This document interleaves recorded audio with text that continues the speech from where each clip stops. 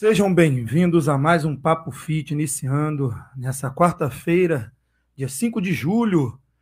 Pessoal, julho começando e a gente não poderia começar melhor o nosso programa desse mês, trazendo um convidado muito especial. Mas antes, as nossas apresentações, né, meu irmão? Eu sou o apresentador Renato Gonai. E eu sou o Juliano Calabria. E essa Tamo dupla de junto, meu peso, amigo. meu irmão. Vamos lá, Vamos lá. vamos trazer coisa boa, informação boa para vocês. Lembrando, ó, Instagram, tá ao vivo, nossas redes sociais, Papo Fit na web, entra lá, chama a galera, compartilhe. Pessoal, também no YouTube depois vai estar editado, tá? Papo Fit na web, qualquer coisa, se não acharem.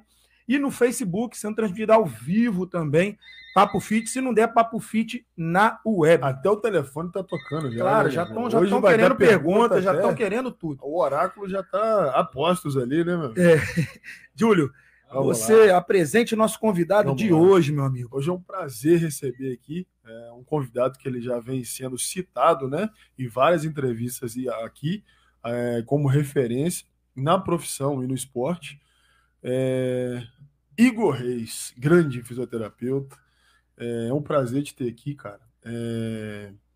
Conheci seu filho, tava falando aqui agora, o Pitbull, que já tá no caminho do jiu-jitsu aí, e a gente vê até o treinamento dele nas redes. Eu queria que você fizesse uma apresentação pra gente, contasse um pouquinho aí, e o microfone é seu. Fica à vontade, cara. Boa noite. Boa noite a todos. Primeiramente, quero agradecer aí pelo convite. É um prazer estar aqui, poder conversar com vocês, passar um pouco do que eu venho vivenciando aí. Eu sou fisioterapeuta, né? Atuo na área de ortopedia desportiva. Sou formado há mais ou menos 3 anos. E hoje eu atuo na clínica Unacorpus, que fica localizada ali na rua 27 de Abril. Uhum. Antes era Reis e Passos, né? Hoje a gente está chamando de Unacorpus. Fez uma união Isso. De equipes profissionais, né, para poder ficar um sonho assim, que eu sempre tive de unir vários profissionais para tratar o indivíduo de forma mais específica possível, e ele encontra todos os tipos de tratamento uma complexidade, uma forma completa, né, de você ter todas as soluções para qualquer tipo de isso. A gente tem até uma pergunta que a gente vai falar sobre essa questão dos multiprofissionais, né, que isso é importante, né? Passar pelos profissionais da área para estarem atuando juntos. Se a gente vai fazer também uma pergunta mais na frente. Igor, especializações na área, cara. Você fez algumas, como é que é? Eu estou pós-graduando em ortopedia, pós-graduando também em dermatofuncional, graças à minha esposa, né, que eu venho acompanhando na área da estética desde que eu iniciei na faculdade, até para ajudar ela, né, na questão de pesquisa. Então, assim, eu acabei fazendo, cheguei a atuar um pouco, hoje atuo mais mesmo na área de ortopedia desportiva. Tenho formação em acupuntura, diversos cursos voltados para manejo da dor, terapia manual, intervenções voltadas para o esporte. Tem uns cursos... A fisioterapia, você é formado desde... De 2020. 2020. Aí você vem fazendo as especializações... E escolheu E por que você escolheu a fisioterapia, cara, na época? Cara, eu escolhi a fisioterapia, eu pratico Kung Fu desde os 12 anos. E aí eu vinha sofrendo com a dor na região das costas, na região da escápula, e essa dor não passava por nada. Eu até achava que era problema no pulmão, que eu respirava e doía. Procurei diversos médicos, me passaram medicamentos e nada resolvia. E aí um grande amigo meu, Jonathan, fisioterapeuta também, ele treinava comigo com Kung Fu. Parisoto? Aí falou, cara, eu resolvo isso daí pra você, vamos lá no meu consultório. Falei, vamos lá. Chegou lá, cara, em dois atendimentos mais ou menos, ele resolveu meu problema, consegui sentir melhora. Falei, cara, é isso que eu quero fazer, eu quero trabalhar com fisioterapia. E aí consegui unir ainda a fisioterapia com o esporte, né? Que eles falam que o fisioterapeuta que trabalha com esporte é o fisioterapeuta, um atleta frustrado, né? Que eu não consegui seguir carreira no esporte. E assim, o que eu acho interessante, cara, que você já vem do mundo da luta. Então, quando a pessoa ela tem uma sequência de anos de luta, ela desenvolve não só a capacidade, né, de entender o que é um contato, né, corporal, como ela desenvolve, cara, um ritmo de vida, sabe? De não só a filosofia, mas um controle do dia a dia, de ter aquela rotina, Sim. de saber rotina, de levar aquilo ali como uma lição, Você sabe? desenvolve uma paciência, né? E assim, parece que não tem fim. Vocês querem mais. E eu vejo que você tá em constante. Você não fica satisfeito. Não. Que você está sempre procurando conhecimento, entender a fundo mais o problema. É isso que eu vejo, até pelo tratamento que você faz com o Roberto já tem um tempo, né? Que o Roberto é um atleta de um peso mais elevado, então seria uma lesão maior, então seria um tempo maior de recuperação. Então a gente acompanha isso tudo, né? A grosso modo, mas a gente acompanha, que a gente não consegue ver tudo. Mas a gente nota isso, que você tem isso, você tem essa coisa de estar sempre se aprimorando, querendo ser melhor. A gente viu o Igor naquele evento lá da Vivi, né? Uhum. Cara, com a vontade que ele atuava, sabe? Você vê que é um menino que, sabe, que gosta do que faz. Então, cara, isso já leva ele o profissional... Parte, assim, sabe? Ele esquece o mundo e ele faz o dele. Cara, eu achei muito interessante. Ali era um evento gratuito, né? E, cara, a vontade que ele atuava... Pô, cara, aquilo ali me marcou, eu observei, eu falei, cara, esse menino vai longe, né? Igor, assim, você escolheu fisioterapeuta, a fisioterapia, né? Ser fisioterapeuta. A fisioterapia às vezes escolheu ele, né? Então, botou a mão nele, eu acho, isso né? acontece botou também, a mão nele para ele recuperar as pessoas. Você iniciou em 2020, mas aí você estagiou, como é que foi sua formação? Eu me formei, eu comecei o curso de fisioterapia lá na Unifaminas, em Muriaé. E por volta do quarto período, mais ou menos, eu me mudei para Taubaté, São Paulo, uma oportunidade que surgiu, e aí eu andei pesquisando lá algumas faculdades, eu vi que a Anhanguera de Taubaté era uma faculdade assim, particular que tinha bastante conceito na região, e lá tinha bastante nomes, pessoas, fisioterapeutas renomados, e aí eu falei, cara, eu quero estudar aqui. Aí eu transferi para lá, já de cara, eu já vi uma diferença. Assim, a Unifaminas é uma faculdade muito boa, tem professores bons, só que lá o pessoal já estava numa pegada assim, de fisioterapia, na prática baseada em evidência, que eu tomei um susto. Cheguei lá e falei, o que é isso? Porque aqui o pessoal ainda estava começando a ouvir e lá o pessoal já estava vivendo. Então eu já consegui presenciar isso e começar a entender como selecionar a melhor intervenção para o meu paciente. Sim. Eu entendo que na maioria das vezes é 1 hora só que eu estou com o paciente ali, então eu tenho que dar o melhor para ele e em questão até de orientação para ele seguir em casa. Para poder ele para dar continuidade, né? Tem o papel dele também. A gente falava muito antigamente que você queria exemplos práticos e aprendizado mais a fundo, você tinha que estar em centros grandes, né? Para poder ter exemplos de professores. Você teve algum professor que te incentivou, que você falou assim, é essa profissão que eu quero...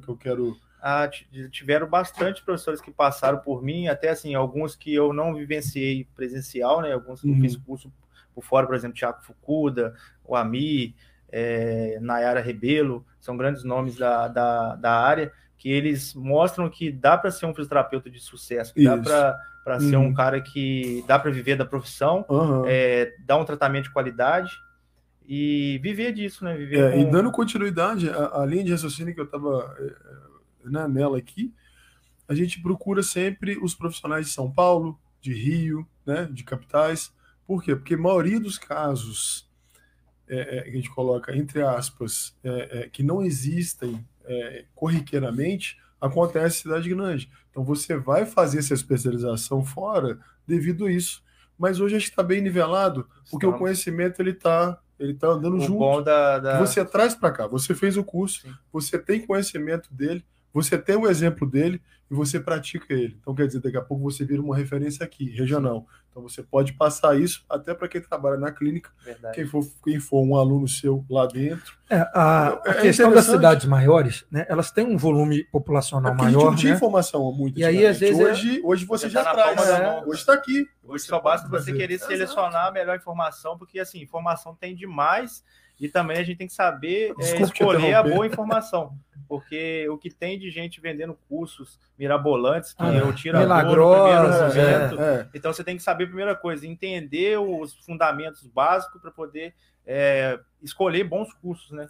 Para estar atuando com esses cursos. Para também não enganar o paciente, também não ser enganado. Né? Porque às vezes o profissional, quando ele fica às cegas, às vezes deixa de se atualizar, você acaba sendo passado para trás também. A pessoa sai uma técnica nova, uma intervenção nova, e o cara às vezes não entende de pesquisar, não entende de prática baseada em evidência. Não que a prática seja tudo, né? A prática baseada em evidência também tem a vivência que o profissional tem, a experiência, a expertise do profissional, mas ele também tem que buscar bons cursos para estar atuando. Quando, por exemplo, o paciente ele chega lá na sua clínica, o que eles procuram mais? Aqui na região, assim, Leopoldina, por exemplo, o que eles procuram mais, assim, quando eles vão na sua clínica? Reabilitação, são dores pós-operatório? O que mais procurado lá? Cara, por incrível que pareça, eu achava que ia ser mais difícil trabalhar com a prevenção, porque no Brasil as pessoas deixam a doença surgir para depois tratar. Só que não sei se é por conta de eu estar trabalhando bastante isso nas redes sociais, pessoalmente, em questão de prevenção, prevenir. As pessoas de hoje em dia já estão buscando mais prevenir. Então, eles começam a sentir algum desconforto e já me procuram. Então, isso, assim, é a maior demanda que eu tenho. Fora isso, tem a parte da ortopedia, que parece muito coluna, assim, disparada, joelho, ombro, e a desportiva, atletas com lesões do esporte específicas, né, que a gente tem uma diferença de tratar uma ortopedia, né, que é um paciente sedentário que chegou ali e está com uma lesão, seja de coluna, seja de joelho, seja lesão muscular, e um atleta que é de alto rendimento ou até um amador. Ele é diferente. A gente pega um atleta, seja amador, um cara que é um indivíduo aí que é sedentário, eu vou melhorar a dor e a função e vou devolver ele para atividade de vida diária. Um cara que é um atleta, não, ele lesionou ali, ele tem um fator psicológico também envolvido, será que eu vou conseguir pisar no campo ou lutar de novo? E aí vem às vezes se for um profissional, vem toda a equipe por trás também cobrando o cara. Então tem que saber trabalhar com essa parte também. Acaba sendo até psicológico também, influenciando, né, na melhoria, na adaptação, né? A gente vê que hoje a gente consegue fazer teste de pronagem para saber se você pisa para fora ou para dentro. Que isso acarretando, se você tiver um desvio de coluna também, você pode estar pisando um pouco mais alto, um pouco mais baixo, que tem a correção através de palmilha. É um cara que entende muito, isso é o Thiago. O grande Thiago, eu sempre indico para ele. Ele está sempre... Então hoje você tem como monitorar e fazer a prevenção. Antigamente a gente meio que pagava para ver. Porque a gente fala assim, não é nada, isso aqui eu conserto. O corpo ele vai reagir do jeito que ele tem. Então, assim, hoje você tem N opções de estar se programando e se reabilitando para um futuro melhor, né, cara? E hoje, com a informação na palma da mão, os pacientes também estão tendo mais noção sobre essa questão. Eles conseguem ver, por exemplo, a gente faz um post lá, aí falando, você sente dor em tal região? A pessoa vê e fala, cara, é isso aí que eu sinto. E ele vai e já... Ele vai se identificando até chegar. Então, a informação está sendo muito bem disseminada, né? Hoje, os diagnósticos, por exemplo, eles são até mais fidedignos, né? Por causa da tecnologia. Nossa, né? Mas você tá demais hoje, aí, fidedignos. Tô falando bonito. Arnaldo, professor, fidedignos. Tô bem, Arnaldo? Tô aprovando? Tô aprovando. Ele estudou ele gravou para hoje. Que é isso? Fidedignos. E o que acontece com esses diagnósticos? É a mesma coisa que um prazer insofismável. Olha isso, cara. Pô, mas essa questão dos diagnósticos, por eles serem fidedignos, então isso também isso acaba melhorando também a atuação do profissional. Né? Porque antigamente, às vezes, as pessoas não tinham aquele, né, o material necessário para você chegar diretamente, tratar aquilo com mais, né, com mais foco, com mais certeza, por exemplo. Né? E hoje em dia já tem esses diagnósticos, igual você falou do Thiago, né, que tem essa plataforma, e outros também, exames de imagem cada vez mais, né, melhorados. Isso aí também ajuda vocês, né? Mas assim, uma questão que é para pensar também nessa questão de tecnologia, às vezes um recém-formado que não tem a condição de comprar um aparelho, é interessante ele focar bastante em ouvir o paciente, porque daí nada vai substituir isso. É entender os fatores, né? Tocar, o contexto que o paciente está envolvido, o fator psicossocial, né? O biopsicossocial, os fatores psicológicos, entender as crenças limitantes que esse paciente tem. Muito paciente, por exemplo, com dor lombar, com hérnia de disco, que acha que aquele problema ali, às vezes ele tem uma hérnia e a dor dele não é da hérnia. E aí ele leva aquilo como ao pé da letra. Como se fosse. Aí às vezes um profissional ainda passa uma informação errônea, vamos dizer assim, né? Que acaba catastrofizando essa situação. Por exemplo, você não pode agachar. Aí como que o cara vai fazer o número 2 no banheiro, se ele agacha? Levantar de uma cadeira. Levantar de uma cadeira, isso é um agachamento.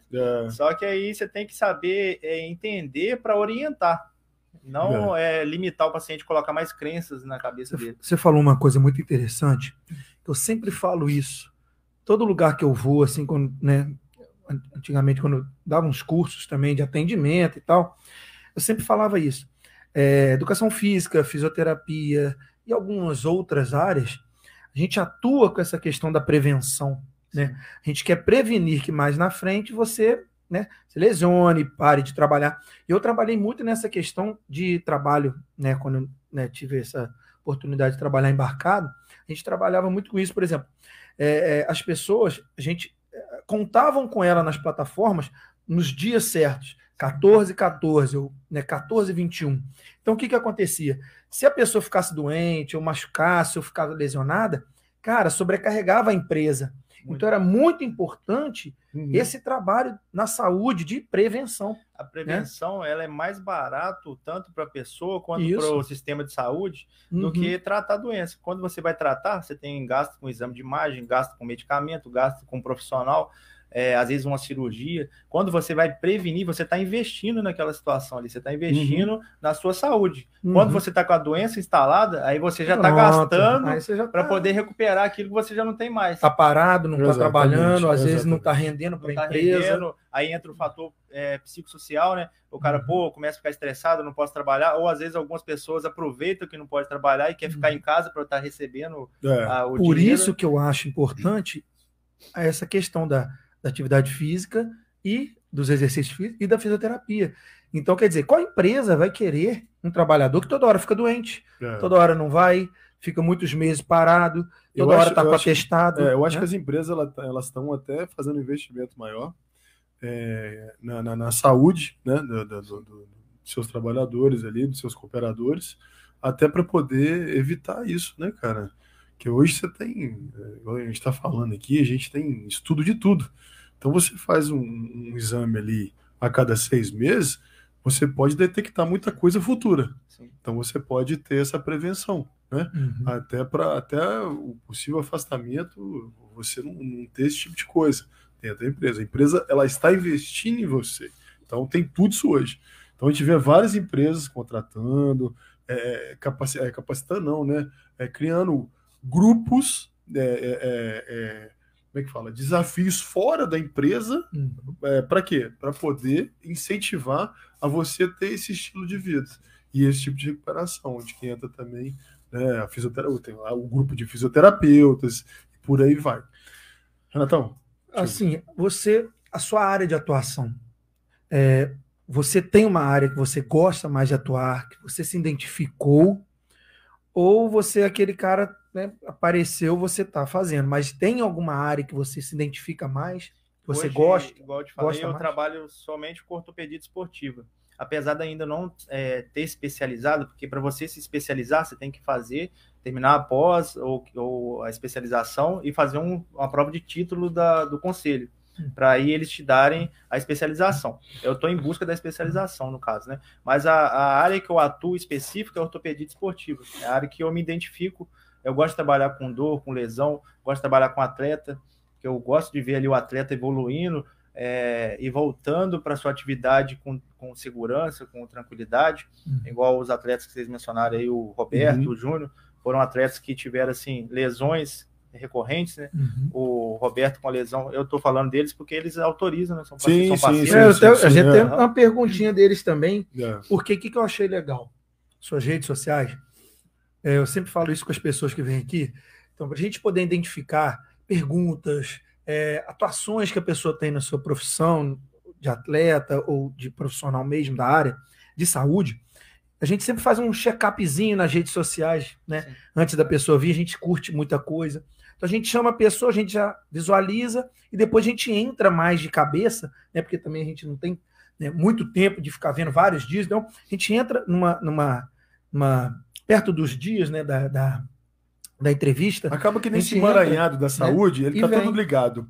Então, o atleta que vê aqui, o Júnior, o Roberto, a gente consegue, até com o depoimento deles, a gente consegue chegar na conclusão, né? Não, nas pessoas que eles tratam, que eles têm o dia a dia deles, que eles estão acostumados a lidar. Então, a gente vai tentando casar isso para poder formar todo esse módulo de conhecimento para poder passar. Sim. É isso que é legal. Então, você fica à vontade de falar deles, que eles são amigos nossos aqui também, eles normal. O Roberto, assim que eu cheguei em Leopoldina, ele havia comentado que estava sentindo muita dor no quadril, e aí a gente foi avaliando ele para entender a situação. Aí a gente acabou chegando na conclusão que ele tem uma meralgia parestésica, né? Que é uma dor que vem lá da coluna lombar e ela desce, né, pelo nervo cutâneo femoral para a região lateral da perna. E essa dor estava muito limitante, incapacitando ele de fazer as atividades dele, o treino que ele gosta, a musculação, até as atividades de vida diária, como levantar, agachar. Ele sentia muita dor. E aí a gente conversando na academia, que eu voltei a treinar lá na academia, ele falou, cara, tem como a gente tratar? E eu entrei tratando abracei a causa, né? Falei, cara, eu vou fazer o possível. Até um outro profissional falou que ele poderia não voltar a malhar mais, não treinar. Eu falei, é muito difícil falar isso para um atleta que respira musculação, né? Então, aí eu falei, não, vamos fazer... cortar as asas, né, cara? Aí eu falei, vamos fazer o possível para você voltar, retornar. A princípio, vamos limitando, né, algumas atividades que você pode ou não fazer, mas parar, você não vai parar, não, pode ficar tranquilo. E aí é isso que a pessoa às vezes quer ouvir, né, para ela poder se motivar a tratar. E ele é um cara que eu sei que ele se apega a esse 1%. Sim. Se ele tem 1%, ele vai se apegando. E foi sucesso. Hoje em dia ele ainda sente alguma coisinha, mas a gente vai lá e faz um trabalho em cima disso. Voltou praticamente ao normal, aos exercícios? Voltou. Ele tinha uma dor muito capacitante a ponto de perder força muscular. A perna dele atrofiou. Eu vi acho que atrofiou uma perna, não sei se foi a esquerda ou a direita. Foi a esquerda. Da musculatura ela ficar enrugada, assim, sabe? De não ter atrofiou, procedimento. Perda de sensibilidade, formigamento. Essa meralgia parestésica, ela comprime esse nervo cutâneo femoral que ele para. Imagina uma fiação, a leigo modo falando. A fiação leva a luz numa região. O nervo, ele faz a mesma coisa, ele leva a percepção tátil, a percepção de força, tudo isso na região. E aí, como foi comprimido lá na coluna, parou de chegar essas informações na perna. E aí vem a percepção de dor, né, que é um alerta do corpo, vem o formigamento, a perda de força. É uma resposta do corpo, né, falando que ali tem alguma coisa que não... E aí a gente entrou tratando e foram mais ou menos 9 meses e ele conseguiu retornar. Ele já está pensando até em competir novamente. Você tem alguma experiência marcante nesse trabalho de fisioterapia ortopédica esportiva que você possa falar para a gente, que te marcou assim? Foi uma recuperação que eu me dediquei bastante, que a pessoa às vezes estava descrente e que foi um resultado excelente. A maioria. Geralmente, muitas das vezes, seja o sedentário, o atleta, o dono de casa, ele já vai, às vezes, um pouco frustrado, né? Ele chega lá assim, será que vai dar certo? Eu tô sentindo muita dor, às vezes já passou por outro profissional, e às vezes ele não, foi falta de informação, de conversar com o paciente para ele entender o processo de recuperação. Então, essa comunicação terapêutica, vamos dizer assim, né? Ela é muito importante. Muitas vezes o paciente chega lá, ele fala, pô, mas já fiz 10 atendimentos de terapia que o médico prescreveu, sendo que o médico não pode prescrever a quantidade, né? Assim, geralmente eu entendo assim... É a evolução do quadro, né? Geralmente o médico passa 10 por conta que alguns planos exigem, né? Igual, por exemplo, o Unimed. Então, que cobertura. Que aí precisa dessa guia. Mas, assim, o correto é o fisioterapeuta gerar esse diagnóstico e o processo de evolução. O tempo de tratamento prognóstico, né, que a gente fala. E aí, muitas vezes, ele faz só aquelas 10 e aí falta a comunicação do profissional. Fala, olha, você vai precisar de muito mais do que 10. Sim. Aí, às vezes, o paciente está com a dor numa escala numérica de 10, constante, e aí a gente tem que fazer toda uma avaliação minuciosa para entender, né, a situação de dor, o tempo de dor que ele está tendo, se é constante, se não é, qual o tipo de dor, e aí ir avaliando ao longo desse percurso. Às vezes a pessoa está com a dor 10, aí eu consegui reduzir para 7 e ela já não está mais constante. Ele está sentindo para agachar, para fazer algum movimento. Não em todo, aí ele vira, mas eu ainda estou sentindo dor, não estou melhorando. Aí você pega a avaliação lá, como que está a dor? agora só tá para agachar, só tá para fazer isso. Então já eu tô teve sentindo evolução, o set, falei, cara, olha o tanto que você evoluiu. Aí a pessoa já para pensar, é mesmo, né? É porque às vezes ela não entende o processo. Sim. E aí sempre também eu viro pro paciente e falo, olha, o desafio somos nós dois. Não só eu, mais você do que eu, tô aqui para te orientar. Eu sou um profissional para te mostrar o caminho. Se você não seguir o caminho, você não vai melhorar. Não, e você tem que me dar um feedback. Se a gente está indo caminhando. Eu tenho que orientar ele o que ele deve fazer, o que ele não deve fazer. E não desacreditar no que o processo já veio até agora. Isso. Que de repente a pessoa fala assim, pô, já tive 10, não tive melhora. Mas ela não sentiu. Mas sentiu. No dia a dia, e tem uns que já no primeiro atendimento já viu a melhora absurda e a pessoa agradece. Isso vai muito também da cabeça do paciente, porque envolve esse fator psicológico. Às vezes a pessoa está mal psicologicamente, ela não enxerga.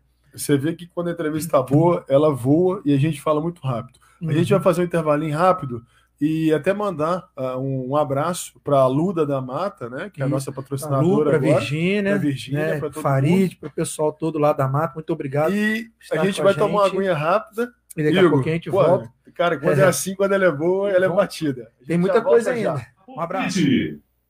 Estamos de volta, pessoal. O papo interessantíssimo. O pessoal aqui do Instagram está até elogiando o conteúdo, né? E quando a entrevista é muito boa, as perguntas elas são bate-bola, né? Ela vai e volta muito rápido ali, porque a linha de raciocínio ela é desenvolvida conforme o conhecimento. Então, eu acho muito legal isso, que é muito rápido, né? É como se estivesse de frente com a Gabi ali. Aí, eu queria até mandar um abraço para a Roberta Passo, sua esposa, que está aqui assistindo a gente. O Ítalo, que é veterinário. Carlos Eduardo, que também está seguindo o programa. Ferreira Silva Vitor. Pessoal da Mata. Vivi CDG também está seguindo também o programa. Pessoal, muito obrigado. Né? E quem a gente não falou o nome, sinta-se abraçado e obrigado pela audiência. A gente estava falando sobre a fisioterapia e agora eu queria falar sobre a esportiva mais em si. Como é a sua atuação na fisioterapia esportiva, Igor? Primeiramente, o atleta chega para mim, ele buscando, porque a esportiva ela divide em alguns setores. Pode ser a parte preventiva, né? Quando aquela pessoa, o atleta busca uma melhora do rendimento, para evitar lesões também, né? Geralmente ele não está sentindo, então. Não está sentindo. Ele quer melhorar o rendimento esportivo dele, e a gente trabalha em cima da capacidade de demanda desse atleta, né? Para entender alguns aspectos que pode melhorar e evoluir. E aí, dentro da prevenção também tem uma parte que é o recovery, né? Que é a recuperação, que às vezes a pessoa sente aquela dor muscular pós-treino, aquela dor muscular tardia, aquela fadiga, porque geralmente quando fala de atleta amador, o cara não só treina, ele vive também, trabalha, tem outras funções do dia a dia, às vezes não dorme bem, e o corpo dele não se recupera tão bem. Né? Não descansa. Então o recovery são técnicas e recursos, né, intervenções da fisioterapia para otimizar essa melhora do corpo, né? Melhora da dor, melhora do cansaço articular, fadiga, para esse atleta se sentir bem para o próximo treino. Otimizando posteriormente o rendimento também, né? Performance. Ô, Igor, você tem um conhecimento a fundo também, porque você é atleta. Sim. Né? Então, você já sabe as lesões, o porquê das lesões, como acontece. Você está no jiu-jitsu, né? Você já tem quanto tempo já que você está praticando? O jiu-jitsu tem mais ou menos 2 anos que eu estou praticando. Comecei lá em São Paulo, aí não levei muito a sério, cheguei aqui, vi meu filho treinando, fui acompanhando, e um amigo meu também, eu falei, cara, eu vou treinar, gostei da didática do Júnior, falei, nossa, a didática dele é muito boa, as técnicas, falei, eu vou entrar aí e vou treinar também. Hoje você faz o jiu-jitsu e o Kung Fu. Você consegue fazer isso no seu dia a dia? Como é que você separa essas grades de aulas aí?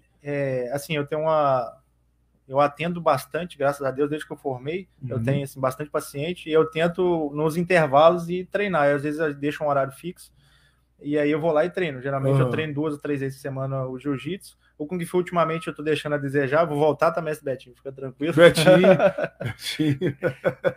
Por conta que o horário não tá batendo muito. Mas eu amo Kung Fu, foi minha primeira arte marcial. Eu sou faixa preta, treino desde os meus 12 anos. Não entra com ego, não, meu irmão. É pancada. já competi fora, já fui atleta da seleção brasileira. Competi por 4 anos pela seleção. E hoje eu estou mais voltado aí no jiu-jitsu com o Júnior, também para incentivar meu filho, né? Que hoje ele está buscando essa parte de competição. E eu falo também que quem gosta de esporte, é interessante competir. A competição, ela te desenvolve na vida. Exato. Você controla como suas tudo, emoções, né, cara? Negócio, você aprende a controlar as emoções, vida, você luta, na verdade, com você mesmo. Você tem que vencer você. Quando você entra num tatame para lutar com o seu oponente, você tem que vencer primeiro você. Controlar suas emoções, sua ansiedade, ter todo um controle. E isso você consegue aplicar num serviço. A gente tem falado em quase toda entrevista, porque assim, cara, seu principal rival é você. É você mesmo. De você acordar, de ter que fazer as coisas, de ter que cumprir mais um dia. Sim. E assim, levar a excelência é você fazer aquilo repetidamente. A repetição. E de uma forma que te agrade, que você ame.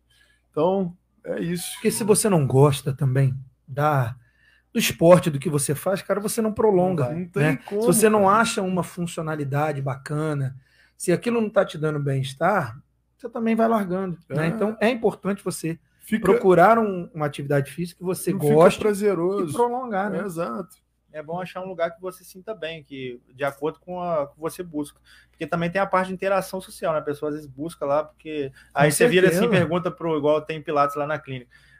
Eu às vezes faço pergunta, por que você está continuando no Pilates? Eu pergunto. A pessoa nunca fala que é pelo exercício, fala porque eu gosto da professora, é porque eu gosto do aluno pessoal, que faz comigo, eu gosto do pessoal. Nunca é por causa do benefício do exercício, né? Então a interação social também está por trás. Eu vou até adiantar uma pergunta que seria fora do cronograma. Como é que tá distribuído seus horários para trabalhar, para treinar? De atendimento? De família, de estudar, de especialização, essas coisas. Que aí depois eu vou voltar lá na clínica de novo. Eu atendo de segunda a sábado, segunda a sexta eu atendo de 8 às 8. 8 às 8. 8 às 8. E aí, entre os intervalos, faço minha atividade, igual hoje eu consegui fazer um Pilates para poder melhorar minha desenvoltura no jiu-jitsu. E fui no jiu-jitsu 5 horas, que é um horário que eu deixo fixo. E quando dá tempo também eu vou no Kung Fu. E eu tô planejando para começar bem cedinho e voltar a malhar com o Roberto. Lá na clínica tem Pilates também? Tem Pilates. Ai, gente, tem Pilates. E outra coisa, isso já tá virando uma coisa básica para quem treina e faz pose em campeonato, que posa, já se provou que o Pilates ele melhora muito, porque ele estica a musculatura, ele deixa outro tônus na hora de você fazer a apresentação. É outro o Renato corpo. Fala bastante isso, o Renato Cariani. Renato Cariani. Os atletas. Na verdade, a programação que o Balestrin passou pro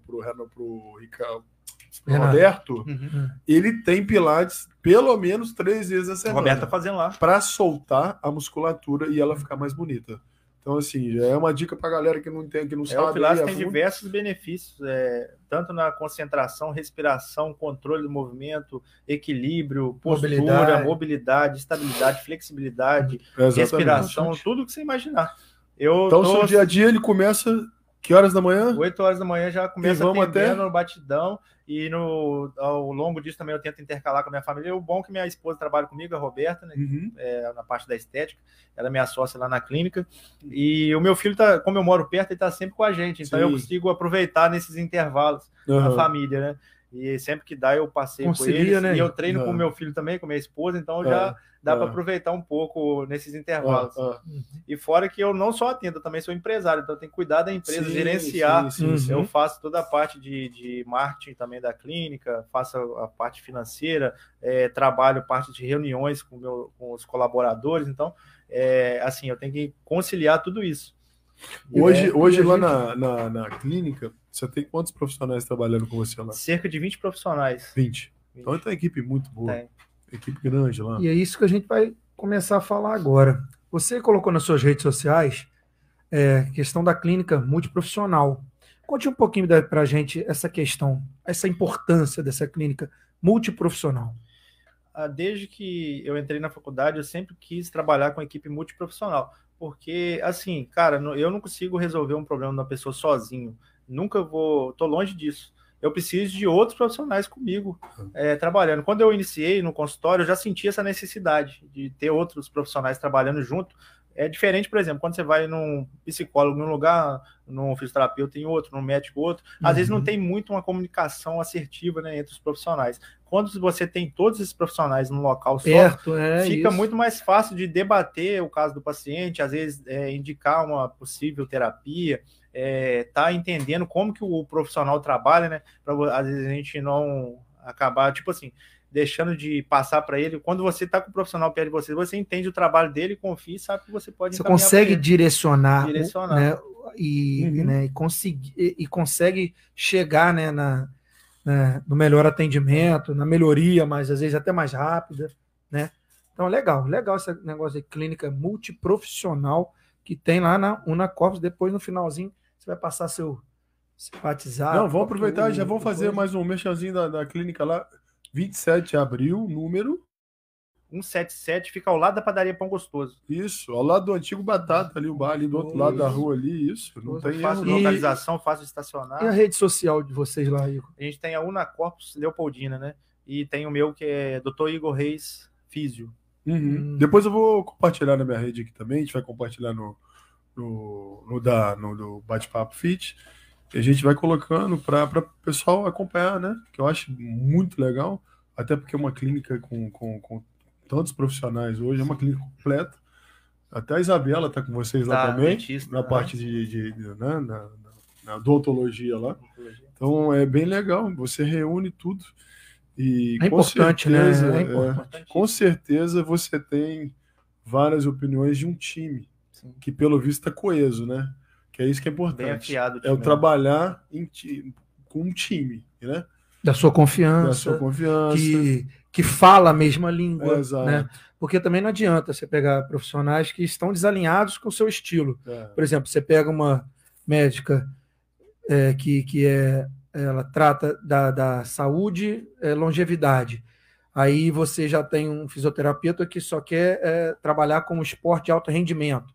Você, então, caminhos diferentes, entendeu? Não vão andar. Fisioterapia, eu recebo muito de outros profissionais fisioterapeutas, pacientes, e encaminho também, porque eu não consigo dar conta de toda a gama que tem a fisioterapia, de especializações. Então, assim, no que não é da minha ossada, eu passo. Porque, assim, eu não quero enganar o paciente, eu quero que ele resolva o problema dele. E se eu encaminhei ele ficou satisfeito, isso que importa. E se todos pensassem assim, né?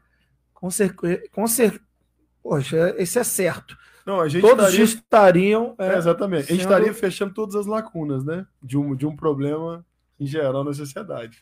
Se você indicasse, como você faz, todo mundo no seu setor. Acontece a melhoria, recuperando todo mundo, profissional, todo mundo bem, tá? Tranquilo. Como um atendimento para a própria pessoa, né? Cara, a gente sempre aborda isso aqui, né? Da pandemia.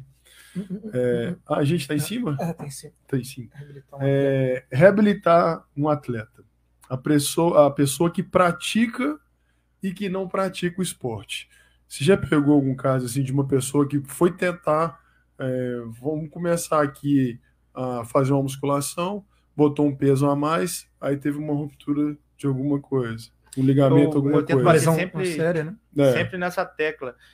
Às vezes o esporte não é o que lesiona, às vezes o ego que lesiona ou a capacidade do corpo, porque a pessoa às vezes não tem a capacidade de executar uma tarefa e ele, por conta do ego, quer colocar muita carga e acaba lesionando. Ou às vezes o corpo dele não tem aquela capacidade e ele não deu tempo para o corpo dele desenvolver aquela capacidade. Né? Então tem essa questão de capacidade e demanda. A capacidade é a habilidade do corpo a receber uma tal carga.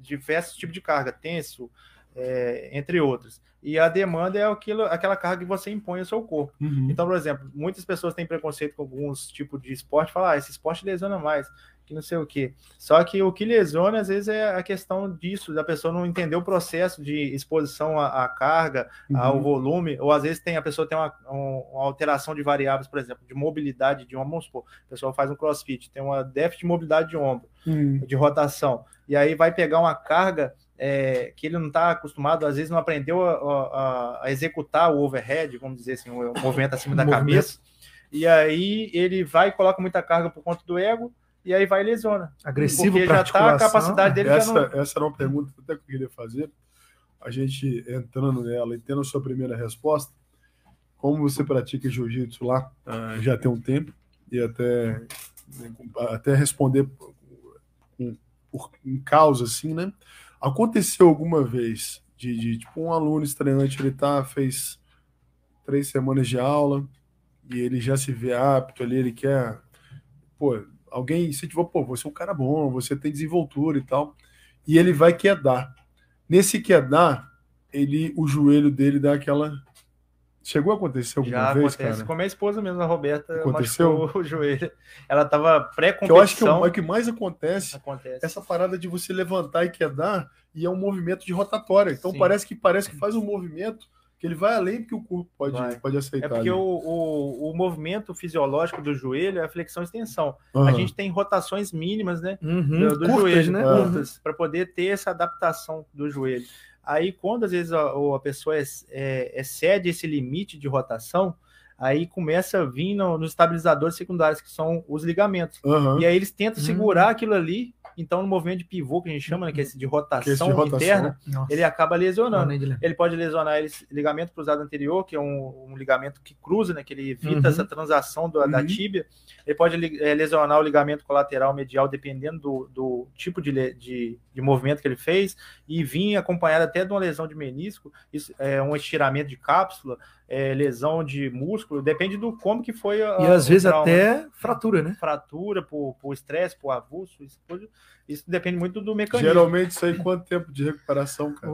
Então, depende muito do que aconteceu. Por exemplo, vamos falar de lesão de LCA, que é o ligamento cruzado anterior, que o mais ocorre tanto no jogador de futebol, às vezes atletas de jiu-jitsu também aconteceu com o Júnior, né? Ele teve que operar, não essa agora, a anterior, que é o ligamento cruzado, ele exerce muita pressão em cima dele. E aí, geralmente, o protocolo de reabilitação, vamos dizer assim, perfeito, que não ocorre com todo mundo, que cada indivíduo é um indivíduo. Sim. Então, todo esse fator, esse contexto que ele está inserido, pode vir a mudar o percurso, né?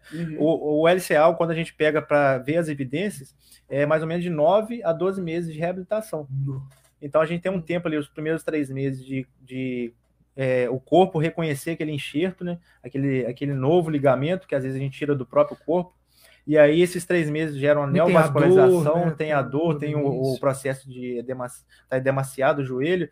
E aí, esses 3 meses, depois vem um processo que a gente começa a ganhar. A gente vai ganhando amplitude ao longo desse tempo e vai começando descarga de peso e até inserir ele novamente. Ainda tem aquela parte da musculatura ficar sem trabalhar. Tem que fortalecer a musculatura. Né? Igual ao que o Júnior teve recentemente, foi uma lesão de menisco. E até a própria lesão de menisco tem várias.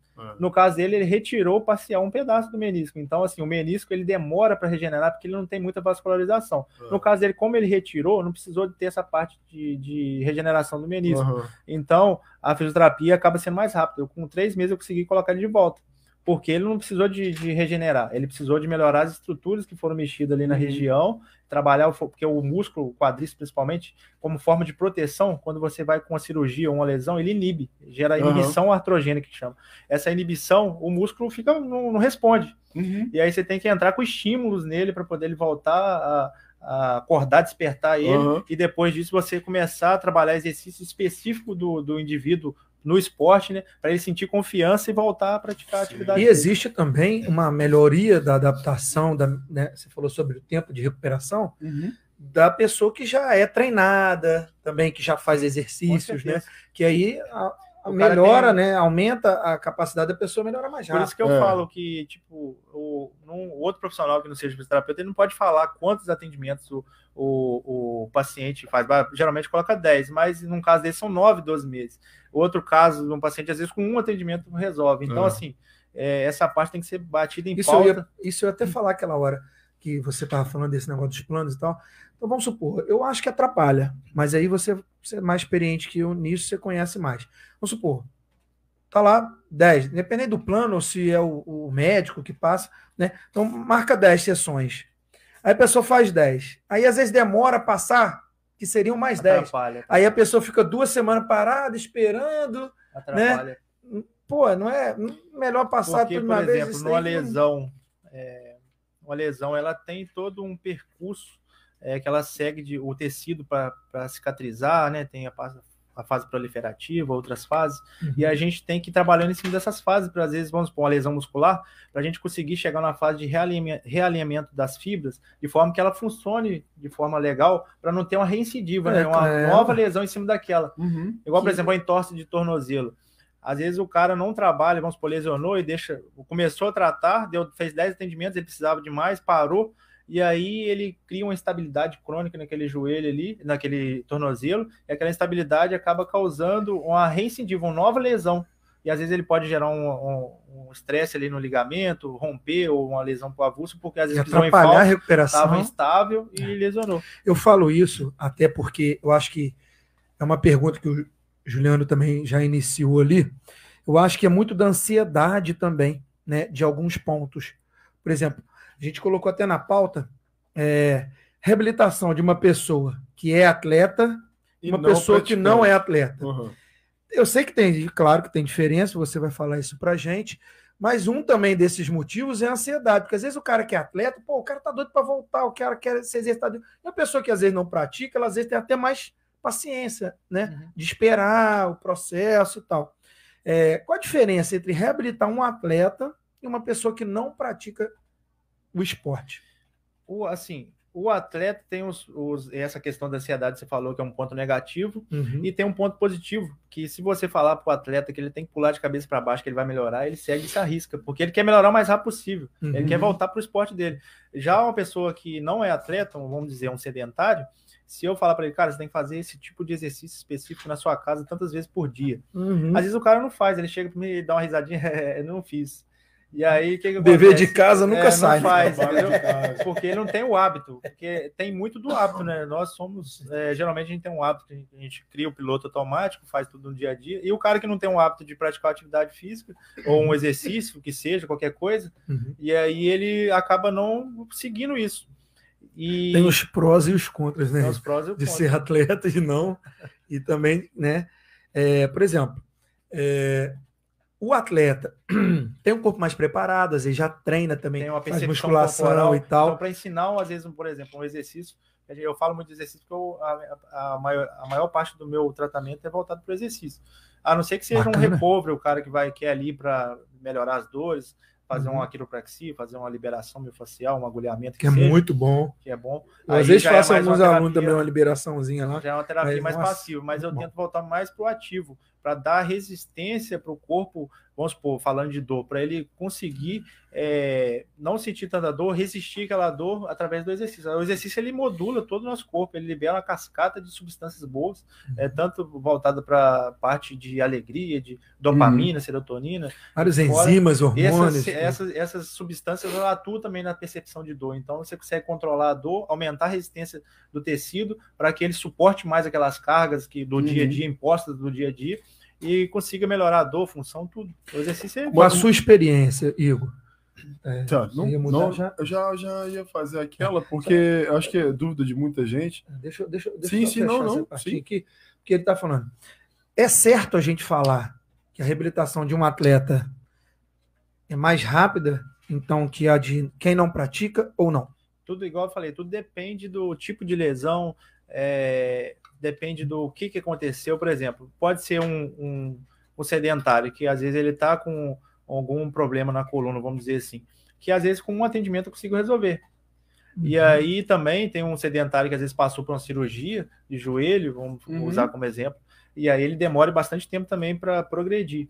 E o atleta, mesma coisa. Então isso depende muito do contexto, né? Que o grau, né, da lesão. O grau, também, o que aconteceu com essa pessoa para ela estar me procurando. Então é tudo... A gente pode tirar uma média que a lesão mais séria é joelho, para ser recuperado. A gente poderia falar assim. A coluna está em primeiro. Muita Coluna, um terço da população falando em coluna lombar, só um segmento. Vai ter ou já teve dor na coluna. Isso falando mundialmente. Acredito nisso. Isso acontece falando muito. Mundialmente. Então, ou seja, a coluna está disparada em primeiro lugar. Todos que vão na academia, às vezes, fazer avaliação, cara, a pessoa pode sentir nada. Não sinto nada, não. Aí no finalzinho, olha, então, observação não no treino. Peraí, às vezes eu sinto uma dorzinha nas costas, sempre. Cara, todo mundo, isso aí é o que vai dar. Vai dar, isso aí não tem jeito. E aí a gente vai nessa pergunta, né, que a gente sempre entra, sobre a pandemia. Porque a pandemia congelou o pessoal em exercícios, né? A gente ficou travado de fazer bastante coisa. E a gente teve que se reinventar dentro de casa, ir para uma estrada de chão, caminhar. De repente não era a vibe de quem não gostava, quem gostava de nadar, essas coisas, entendeu? Então a gente desenvolveram, né, várias doenças com isso. E então eu acho que acredito que o tratamento, né, na sua especialização, eu acredito que seus tratamentos aumentaram, né, devido a isso tudo. Você gostaria de citar algumas coisas que aumentaram no começo da pandemia, dentro dela e até hoje, né? Porque foram coisas que foram mudando. As pessoas tiveram que migrar para outros exercícios, tiveram lesões ou desenvolveram com isso, né? Na pandemia, teve, assim, vamos dizer, uma valorização muito grande na fisioterapia, principalmente respiratória. Pessoas que trabalham dentro do campo ali do UTI, né? Porque muitas pessoas não sabiam que o fisioterapeuta trabalhava com isso também. E aí eu cheguei a pegar uma parte da pandemia lá onde eu formei, lá em Anguera, e lá eu tive uma vivência muito boa, que é essa questão de reabilitação pós-Covid. E hoje em dia, se falando um exercício, muita gente parou de fazer, e o exercício é algo que, assim, diminui a chance da pessoa agravar o Covid, porque produz uma substância no nosso corpo que chama irisina. Essa irisina, ela inibe, assim, 90% o vírus do Covid. Assim, a pessoa que tem uma chance de, não que ela não vai contrair, mas uma chance de evoluir para um quadro grave, ela tem uma chance de não evoluir, pegar e ficar leve, por conta do exercício. Onde valorizou muitas áreas de saúde, né? Principalmente, o pessoal só valorizava médico, né? E não, depois começou a valorizar. São todos profissionais. Fisioterapeuta, profissional de educação física, pra caramba, porque viu que exercício físico, mobilidade, tratamento, tudo melhora. Então, quer dizer, começou a valorizar outras áreas que antes eram, né? Saúde é médico. Não, pelo contrário. A gente previne para você não ir no médico, né?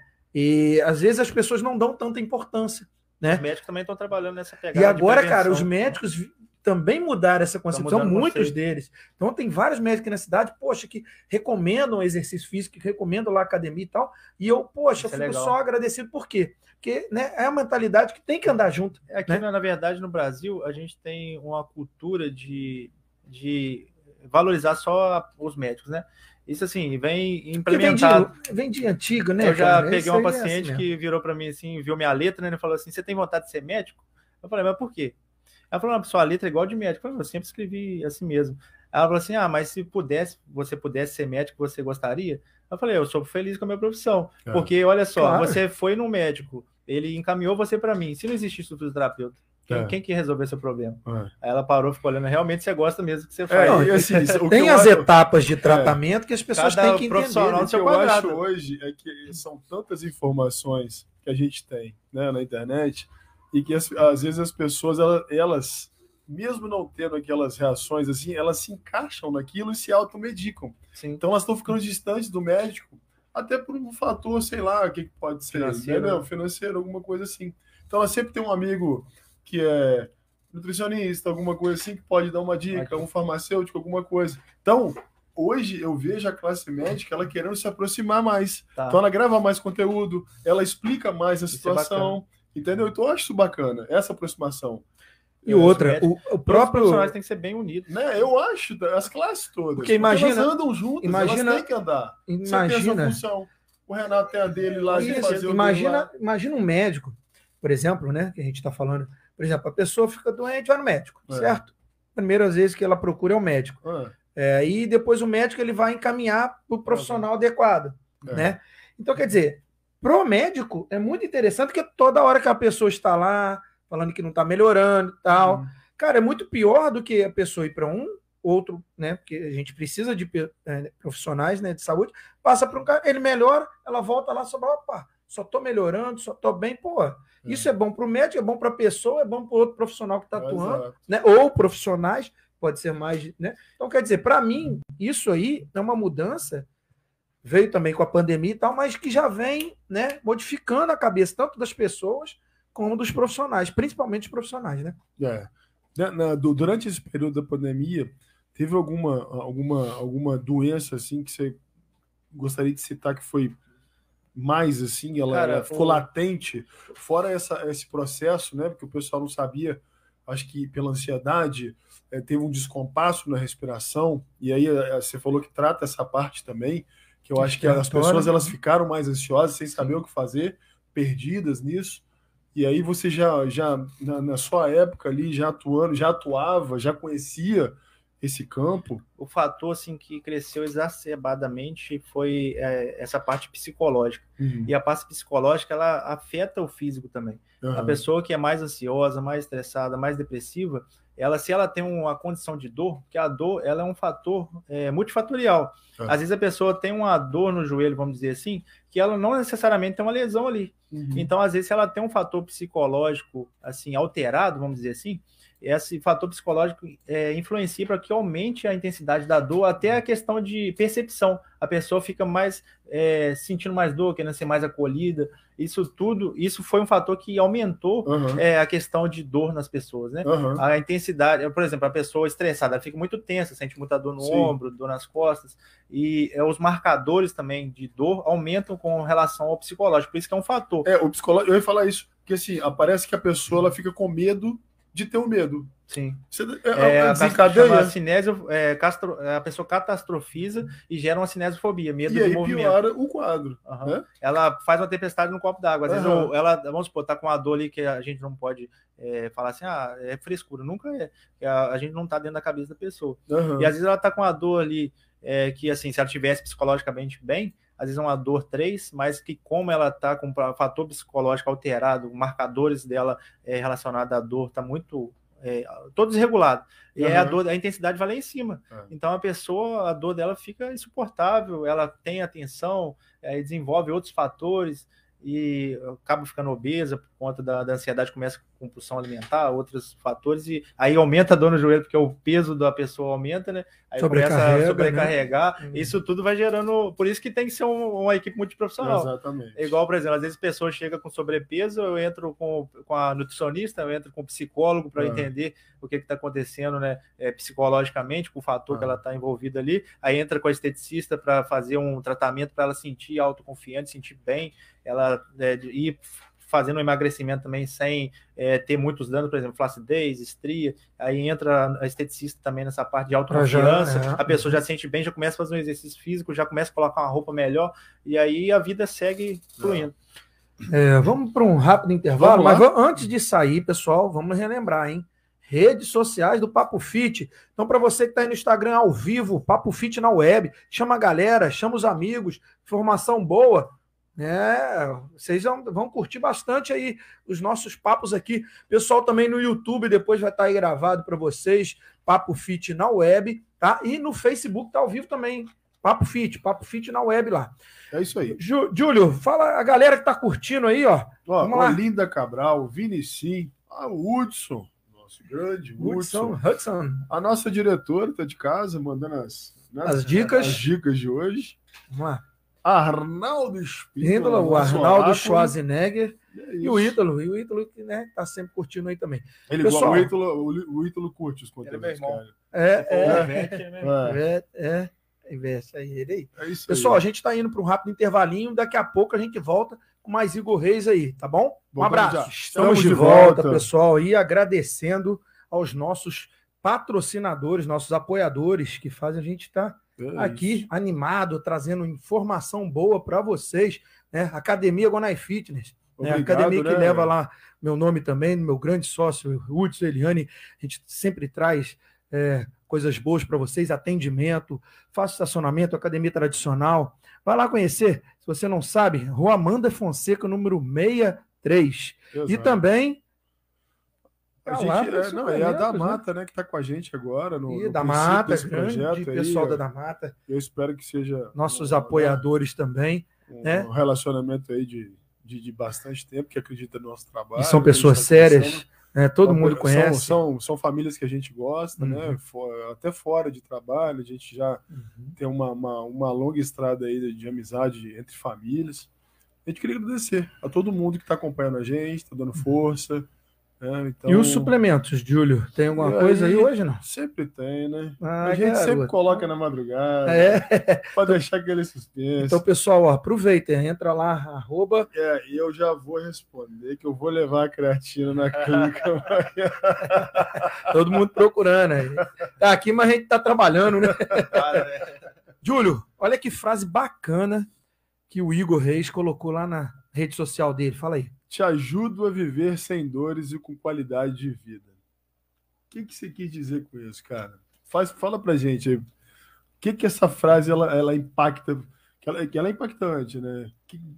Explica ela pra gente. Eu olhei aquilo ali, eu fico assim, fico até tranquilo que tem alguém que se eu tiver com dor, o cara vai me ajudar. Não, é uma frase que te deixa confortável. Você olha e fala assim... Seguro que tem profissional ali que se der zebra algum dia, eu tô lá. Exatamente. Essa frase eu inspirei num grande fisioterapeuta aí que trabalha com intervenção em dor, o Rogério Liporace.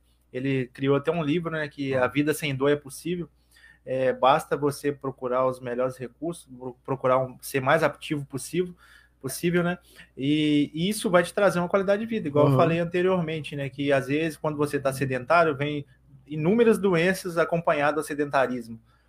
Problemas psicológicos, problema físico, sobrepeso, ansiedade, inúmeras. E quando você começa a procurar algo, ser mais ativo, isso vai te proporcionar uma qualidade de vida. E é isso que eu coloco durante minhas consultas. Eu mostro para a pessoa que ela pode sim viver com qualidade de vida, basta ela seguir um hábito, né, de praticar uma atividade física, cuidar da saúde mental, tentar ter uma vida de qualidade com a família, tempo de qualidade. Assim, lógico que a gente está numa rotina mais corrida, mas tentar, assim, proporcionar o melhor para ela, né? E aí eu sempre bato isso nessa tecla, que a gente consegue viver sem dor, sim, é possível, basta correr atrás de uma vida saudável. Você está falando essa questão dessa viver sem dores e tal, e a gente sabe que para chegar nisso a gente precisa trabalhar uma coisa muito importante que eu trabalho também lá na academia, e com certeza você trabalha lá também, que é a mobilidade articular, muscular e tal. Explica um pouquinho sobre esse trabalho de mobilidade. A mobilidade, ela é uma das variáveis que o nosso corpo tem. Às vezes a pessoa tem uma alteração na mobilidade e essa alteração repercute na parte de muscular, né? Vamos supor assim, uma falta de mobilidade na coluna. Se a pessoa tem uma falta de mobilidade, vamos colocar uma pessoa que trabalha, né? Um Uber, vamos dizer assim, que está dirigindo. Ele não tem mobilidade na cervical nem na torácica, ele vai girar em bloco. E aí isso, ele vai tensionar, vai ter mais dificuldade de reação, que pode até gerar um acidente para ele. A mobilidade é uma das variáveis também importantes, assim como as outras. Então tem que ser trabalhada... Eu trabalho bastante com alguns atletas, até o Roberto mesmo eu trabalho com ele na mobilidade para melhorar o desempenho dele no esporte. Ele conseguir fazer, como a hipertrofia, né, acaba às vezes atrapalhando um pouco a mobilidade, a flexibilidade, que é outra variável que o nosso corpo tem. A gente tem visto até, cara, fugindo um pouco, mas dentro do assunto, a gente tem visto até empresas exigindo cadeiras próprias, ergonômicas, né? Ergonômicas própria, até na parte de técnico de segurança, as coisas eles exigem da empresa que a cadeira seja padrão. Isso gera até multa hoje para a empresa. Tem uma norma, né, dentro da ergonomia, que é a NR17, que ela preconiza que tem que estar tudo nos padrões para o colaborador. A altura da mesa, a altura da cadeira, a pessoa fazia, às vezes, uma ginástica laboral durante o seu trabalho, tipo, parar um tempo. Já tem muita aula de laboral. Hoje em dia, tipo assim, antes a pessoa tinha uma ideia de postura, vamos dizer assim, que existia uma postura correta. Você tem que ficar com a postura aqui, sustentar ela. Fica 2 minutos aí nessa posição para você ver. A postura, às vezes, certa é mais incomodativa do que errada. A melhor postura que eu passo para meus pacientes é a próxima. Você eu tô aqui agora, daqui a pouco eu tô aqui, e tô sempre mudando, tô de pé, levanto. Então a melhor postura sempre é a próxima. E aí você que trabalha às vezes sentado, uma dica é sempre estar mudando de posição. Não ficar, às vezes a pessoa fica centrada ali no trabalho, fica aqui a posição 2 horas ali, não muda a posição, aí depois fica cheio de desconforto. A gente estava falando sobre essa questão de mobilidade, você colocou também um fator bem interessante, que é a flexibilidade. E assim, eu já vi muitos casos na academia, que às vezes a pessoa tem dores nas costas, dores na lombar, problema na coluna, que é de uma irradiação, de um encurtamento que ela tem, né? Você concorda de saber que às vezes as coisas, né, as dores da coluna, vem de às vezes um encurtamento? Pode acontecer sim, porque, por exemplo, o nosso corpo, ele é todo interligado. Por exemplo, quando eu vou avaliar uma dor lombar, vamos dizer assim, eu avalio os segmentos mais próximos dessa dor lombar.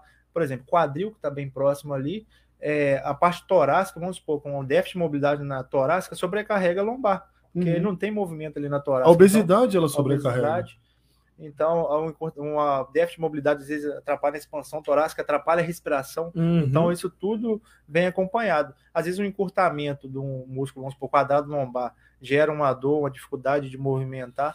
Então, a gente não pode, às vezes, colocar a culpa numa estrutura, tem que avaliar, né? Muitas das vezes, as pessoas às vezes acham que é tudo ciático, né? E às vezes é um enfraquecimento do quadrado lombar. Já peguei muita gente lá assim também. Então, quer dizer, cara, então. Esse trabalho de mobilidade, flexibilidade é muito importante estar trabalhando. Não é bobeira, não é uma perda de tempo, que tem aluno que ficar com isso aqui é chato pra caramba. Então, cara, super importante para a sua evolução, né? E o Juliano falou até naquela questão de fisiculturismo, né? Que também até para melhorar, né, a performance da esposa e tal. Então, é importante, né? A gente estar focando nesse assunto também. Exatamente. Pós-operatório, você pega bastante pessoal que já vem no pós ali. A gente falou das sessões que o médico, né, ele prescreve. Depois da cirurgia, quais são as cirurgias que mais... A gente até falou de joelho e tal, que seria mais, mas você falou que é a lombar. A lombar. Você chega a pegar muita coisa assim... coisa mais forte, assim, de lesões mais profundas e de tempo demorado para poder fazer essa recuperação? A cirurgia que eu pego mais em questão de cirurgia é joelho. Parece mais. A questão de dor aí que tem mais a lombar. A lombar hoje em dia, assim, opta menos por cirurgia na lombar, porque é uma região que tem muita inervação. E hoje em dia já caiu por terra, por exemplo, quando estabiliza, né, a coluna com os pinos, né, faz uma artrodese ali, essa cirurgia não vai, às vezes, muitas vezes, né, já foi comprovado cientificamente que vai melhorar a dor do paciente. Às vezes ele faz aquela fixação ali e não melhora. E aí eu vou puxar para você. O pós-operatório, ele é mais importante do que a cirurgia? Depende. E se? Depende. Tem um caso... Tão quanto, né?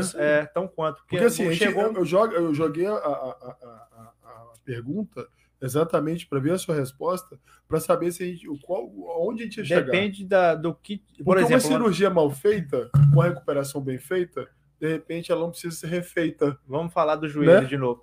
Por exemplo, teve uma lesão de menisco, onde que teve uma alça de balde, tá tendo bloqueio articular, aí já não é minha competência mais, aí ele tem que passar para cirurgia, fazer raspar, tirar aquele pedaço do menisco ali que está atrapalhando o joelho para depois eu entrar. Então isso depende muito. Só que assim, tem muitas cirurgias que acontecem que não era para ter acontecido.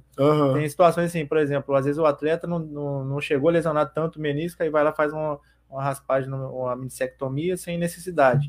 O menisco ele é muito importante para o joelho. Aí, no caso, por exemplo, uma artrose avançada, que a pessoa está com muita dor, limitação, não dá nem para eu trabalhar, aí é importante uma cirurgia, fazer uma artroplastia total de joelho, né? Infiltrações, você recebe muito? Gente que chega com filtrações ou que não deram certo? Tem pessoas que fazem bloqueio, infiltrações, e aí, às vezes, a infiltração é assim, não sou médico, lógico, né, que isso é mais competência do médico falar, mas pela minha vivência, tem alguns casos que resolve a infiltração, dá aquele alívio durante um período, vamos supor assim, 6 meses, até ajuda, dependendo da situação, para eu entrar com a intervenção, e muitas vezes... Infiltrações seriam aquelas inchaços extremos que você tem que fazer a perfuração? Por exemplo, um bloqueio, né, vamos supor, do ramo, vamos supor, a pessoa está com a dor lombar, vai fazer um bloqueio daquele nervo ali para a pessoa parar de sentir dor, naquela região. E aí, o que acontece? Às vezes a pessoa sente melhora da dor, ou às vezes não sente, ou às vezes até piora com o bloqueio. Isso depende muito de indivíduo para indivíduo. Complicado, né? Tem dor, mexer com dor. O paciente tem que saber disso, entendeu? Tipo, você informar para ele, olha, e muitos médicos que o paciente passa antes e vem para mim, eles costumam informar isso, olha, esse bloqueio, ou uma infiltração que seja, uma viscosuplementação, que é lubrificar a articulação do joelho com ácido hialurônico, isso pode te dar um benefício ou não. Fica a seu critério tentar, né? Igual falando em LCA de novo, saiu um estudo recente de uma australiana sênior, pesquisadora sênior, mostrando que o LCA regenera. Ela fez um estudo, ela pegou 100 e tantos pacientes com lesão de LCA completa, colocou com brace o joelho a 90 graus, durante 3 meses a pessoa ficava naquela posição, e aí ela viu que realmente teve a ligamentização, o ligamento regenerou. Voltou, E aí é uma opção, assim, ainda vai sair mais estudo em cima disso, né, robustos, né, para poder ver se realmente é uma opção para quem não quer fazer a cirurgia de LCA. Então, aí tem células tronco envolvidas, alguma coisa assim? Não, é só o posicionamento mesmo, que é o coto do LCA. O coto superior e inferior se encostam nessa posição de 90 graus. Ela mantém esse ângulo durante 3 meses, sem o paciente ter descarga de peso nem nada. Ele mantém esse 90 graus de joelho, o joelho flexionado, durante 3 meses. E depois ela segue como se fosse fazer um pós-operatório. Aí ela faz a reabilitação. 9 meses de reabilitação, porque o joelho fica fibrosado. Ele fica grudado, né? Cria fibrose, aderência. Com o gesso parado naquela posição. Então ele cristaliza. E era uma coisa que a gente não sabia, né? Então essa fisioterapeuta falou, cara, vamos tentar. Porque às vezes tem gente que tem medo de cirurgia, não quer fazer a cirurgia. Cara, eu não tenho visto mais tanta gente de gesso. Não tem usado isso mais, né? Depende, né? Por exemplo, mais em fratura mesmo. Né? Hoje tem opções diferentes, que às vezes tem algumas outras opções. Você estava falando dos entrevistados aqui aquela hora, a gente falou do Roberto, falou do Júnior. Eles citaram a gente você também aqui no podcast, você citou, né, lá também nas suas redes sociais. Explica um pouquinho como é que foram os tratamentos realizados com eles. O do Roberto você já explicou mais ou menos como foi. O do Júnior, foi questão de joelho? Como é que foi o tratamento dele? O Júnior iniciou comigo desde o momento que eu comecei a treinar lá. Ele, no início, ele sentiu um pouco a lombar, né, por conta de alguns movimentos específicos, né, de pressão, vamos supor, a famosa emborcada no jiu-jitsu, que o cara joga o peso todo em cima, e ele sentia muito desconforto na lombar. A gente começou a fazer um trabalho em cima da lombar dele para melhorar, aí ele teve melhor, aí tem o jiu-jitsu, sim, como são golpes contra a articulação, né, então, vira e mexe, a pessoa sente algum desconforto. E a gente aí no início eu fui trabalhando isso com ele, o que ele me queixava, eu ia ajustando com ele para ele sentir melhor. E aí, recentemente, ele fez a cirurgia ele estava tendo travamento no joelho, bloqueio, então isso daí já é cirúrgico, já é minha competência, né? Aí ele fez a cirurgia, tirou parcial o menisco, né? Fez uma minissectomia parcial, tirou um pedaço do menisco e a gente entrou com o pós-operatório dele. Agora ele já está melhor. Aí ele tá sentindo um pouco a parte de dentro da perna, né, a virilha. Aí eu até senti um pouquinho também no movimento de laçada que chama no jiu-jitsu, que é um tipo de guarda. Falei, cara, então é por isso que você tá sentindo. Por isso que é interessante, às vezes, você vivenciar para entender. Falei, é isso, porque quando você faz a laçada, começa a gerar... Você tem que fazer pressão para fora para manter o movimento ativo, para a pessoa não passar sua guarda, vamos falar assim. E nesse momento, a pessoa está empurrando sua perna para passar. Então você tem que manter uma isometria, momento do adutor ali, isso gera dor. Eu comecei a fazer muito esse movimento também, comecei a sentir, falei, então, vamos trabalhar aí. Então, é essa pergunta. Atletas ou praticantes, dores de fadiga, elas existem? Existem. Até por causa de overtraining, essas coisas? Existe. Um excesso, né? Um excesso, sempre tem, né? Porque as pessoas que elas vão treinando, elas querem passar um pouco do limite, até para ganhar mais resistência, até massa muscular, igual acontece no caso do Roberto. E existe métodos, né, de recuperação. E a gente estava colocando aqui o Prada. O que seria o método Prada e se é para fadiga? Sim. E como é que ele funciona? Vamos responder primeiro a parte do overtraining. Isso. O overtraining, o que acontece? Às vezes o atleta, o praticante de atividade física, vamos supor, começou na musculação, faz 3 vezes por semana. Aí ele começou a sentir bem, aí começa a fazer uma corrida por conta própria. Aí ele nunca correu. Aí ele começa a correr 10 km do nada, assim, todo dia. O corpo dele não está acostumado com aquele tipo de estímulo e ainda está recuperando a musculação. Ele não está tendo uma periodização, né? Um acompanhamento ali com o profissional para dizer, olha, você começa devagar, faz isso primeiro, faz prepara o carro para antes de colocar na estrada. Aí o cara não prepara e aí vem empolga, a lesão, né? Empolga. Aí vem o overtraining, que vem uma fadiga, que pode vir acompanhada de uma lesão ou não. Geralmente a canelite, né? A canelite. Pô, o pessoal começa a correr, meu irmão. Todo mundo começa. Aí, dor aqui na frente da canelite. Que é isso? Porque às vezes não teve um preparo ali antes. E aí, o que acontece? O Prada, eu criei um método, assim, voltado para trabalhos de exercício específico, voltado para a prática do atleta, para melhorar o desempenho dela e ao mesmo tempo recuperá-lo, né?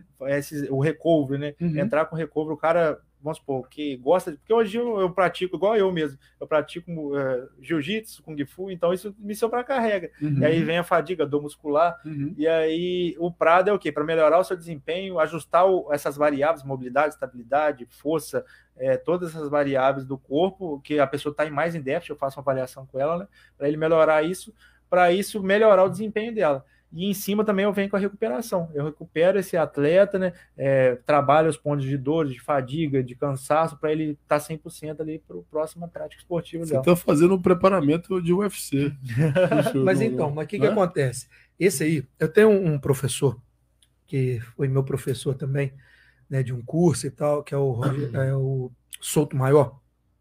E ele faz muito isso. Ele faz uma preparação física direcionada ao esporte, modalidade que o atleta requer. Né? Então, esse método Prada seria mais ou menos isso. Né? Você fica cada vez mais perto do que ele vai executar na modalidade, no esporte e tal, no dia a dia, para poder ele sentir essa melhoria cada vez melhor e direcionando ele para o que ele está fazendo. Estudar, né? O desgaste. Você direciona todo o potencial, né, para essa parte. Usando o jiu-jitsu como exemplo, por exemplo, lá o Júnior, ele tem mais ou menos 1 hora de treino. Ele foca, assim, mais na parte técnica, porque as pessoas buscam isso. E aí, às vezes, assim, tem também a parte de condicionamento e tudo, só que às vezes fica faltando algo para a pessoa. Sim. Às vezes a pessoa, o indivíduo, tem um treino coletivo, a não ser que ela faça um particular. E aí esse indivíduo, ele, sei lá, não tem mobilidade de quadril, não tem como, às vezes o cara entendeu a técnica, mas não consegue executar por falta de mobilidade no quadril.